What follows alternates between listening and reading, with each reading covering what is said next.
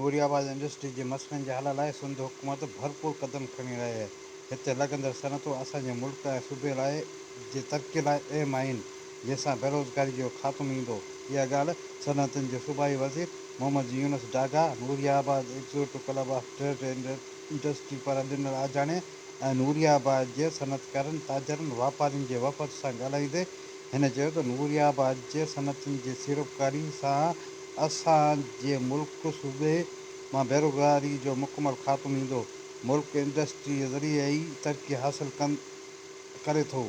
हिन चयो त नूरियाबाद खे हिकु फायर ब्रिगेड गाॾी जल्दी मुहैया कई वेंदी ऐं समूरी इंडस्ट्री जे इलाइक़े जी ज़मीन जी सर्वे कराए समूरनि प्लाटनि खे कंप्यूटराइज़ कराए महफ़ूज़ कयो वेंदो। सनअतकारनि जी 4 रुकनी कमेटी खे साइट जे वर्क्स कमेटी में शामिलु करण जो पिणु ऐलान कयो वियो। हिन इंडस्ट्री खाते जे हिकु तजवीज़ ते अमल लाइ चयो त DMD साइट जो 2 सालनि वारो मुदे जे लाइ असां लाइमल जोड़े रहिया आहियूं।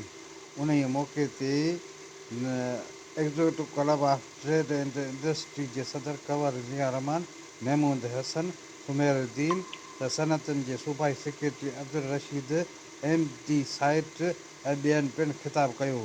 उन ई मौक़े ते सूबाई वज़ीर खे एज़ाज़ शील्ड ऐं सिंधी टोपी ऐं अजर पिणु ॾिनी वई। शमस पलारी, इबरत न्यूज़, नूरियाबाद।